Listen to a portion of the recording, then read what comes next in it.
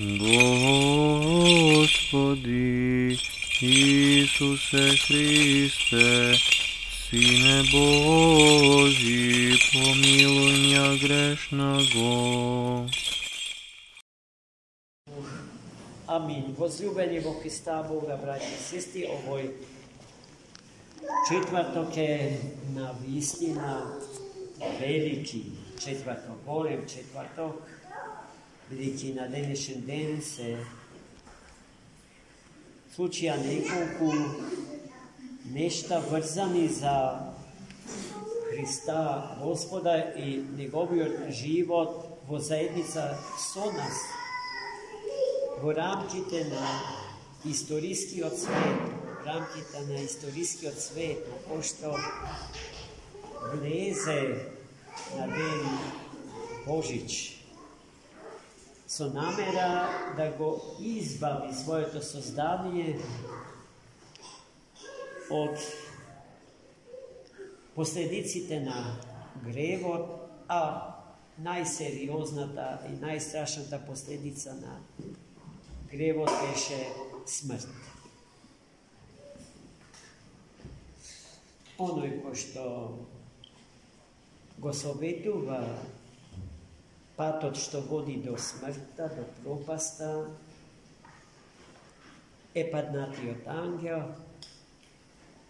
а силите со кои што тој располага ги нарекуваме нечисти сили. Христос и затоа дојде да не извлече од бездната на адот, онака како што тоа ќе го направи за некој ден во сабот. Сабота ќе служиме божествената литургија на божествениот Василий Велики, бидејќи во тој ден Христос со телото свое остана во гробот, со душата се симна во адот, за да им се открие на до Христовите народи, нации, племиња, луѓе, бидејќи сите се деца на Адама и Ева. Од нив произлезе целото човештво, и одговорноста за спасението на сите ја прима на себе Христос. И во одговорноста за чинот на спасението не се штеди себе си, ни трошка, туку се дава целиот себе си да биде измачуван, распнат, убиен и погребен, иако не знае за свој грев, не знае за своја смрт со самото тоа, но сето тоа го прима на себе како нешто што е наше, за нашето, примајќи го како своје да го победи и како победник, како ника, Исус Христос ника, тоа е знакот, тоа е печатот што сите го носиме. Исус Христос победува, Исус Христос победник. Кого го победува? Победник е над што? Па над смртта. Тоа зашто човекот не е создаден. Тоа што на човекот според природата не му припаѓа. Христос го спасува и го брани тоа што е произведено од неговите божествени раце, а се што е натрапнички влезено и вселено во природата на човекот е нешто што со хируршки рез, со духовен скалпел треба да се отсече и да се отврли од нас. На тоа Христос не учи. Денеска Христос ни го дава дарот на сите дарови, светата Евхаристија. На денешен ден се случи великата и тајна, мистична вечера.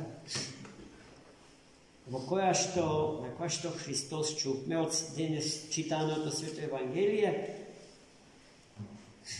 со себе си, со своето тело и со својата крв ги нахрани светите апостоли, ама и човечката природа што тој ја прими на себе, за која што светите отци велат дека е совршена, бидејќи е безгрешна и безсмртна. И поради што во чинот на примање на човечката природата на паднатиот Адам не се зема за критериум за природата на Богочовекот Христос, туку човекот во Богочовекот Христос како критериум и мера за Адама и за сите деца негови, а ние сме тоа.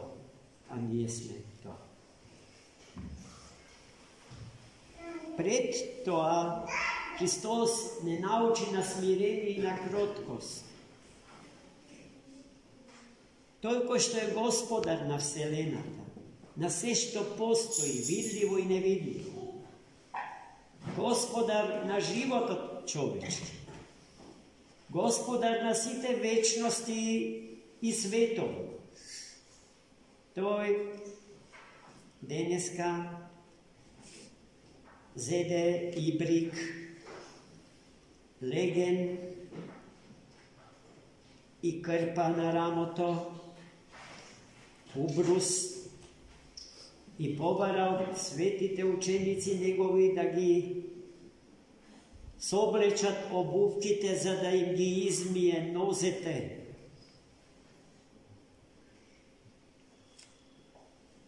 На зборовите на Петар, кој што дотогаш одбиваше да биде измиен од Христос, ти ли мене кој ги миеш нозете, му вели Петар, Петровски, така бунтовички. Па јас сум тој што твоите нозете да ги измија, му вели Петар. Да, му вели Христос, ама ако одбиеш да ти ги измијам нозете, одбиваш да го земеш делот свој во спасението, во домостројот на спасението на човекот и на светот. И тогаш тој вели, не само нозете, туку и рацеви и глава.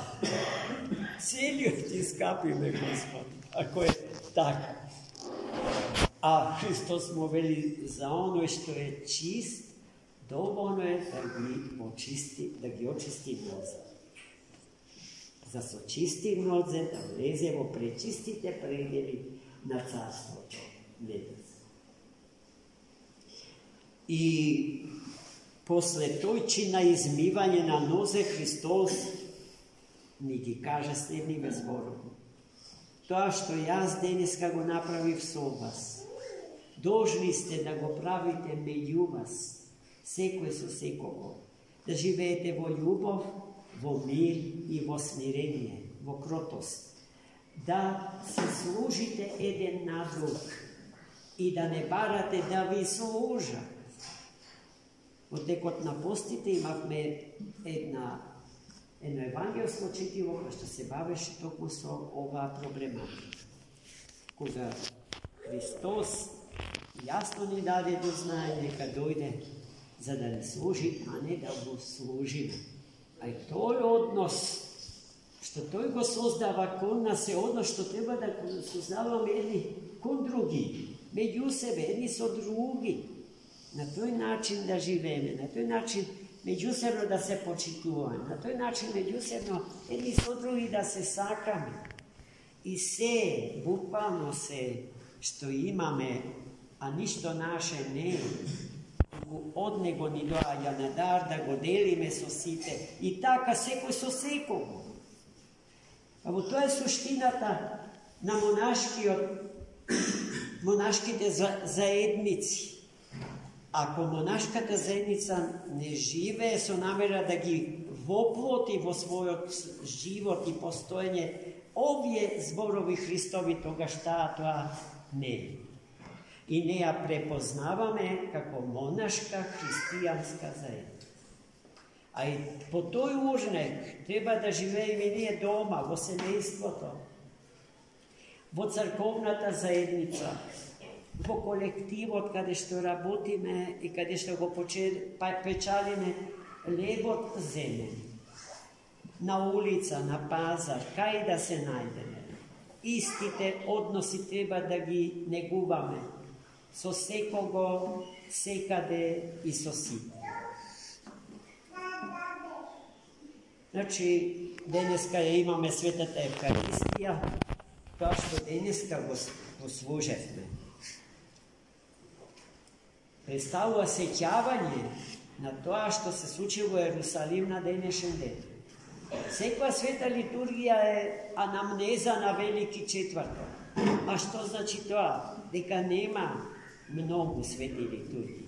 Дека таа е една. Она што во Ерусалим се случи, таа се случува постојано. Таа не зависи од деновите, од километрите, од времето и од просторот. Светата литургија представува своевиден пробив на вечното време во историското време. Во таа смисла, времето на вечноста за време на светата литургија има задача и послушание од Бога да го преобрази времето на овој свет во времето на идниот век. И затоа, браќи и сестри, кога сме во светата литургија, ние не сме во времето од овој свет. Не сме во просторот од овој свет. Ние сме општници, причесници со светот Божи, со идниот век, со Ерусалим небесен, кој што за своја земна икона го има земниот Ерусалим, градот во кој што Христос ја победи смрт.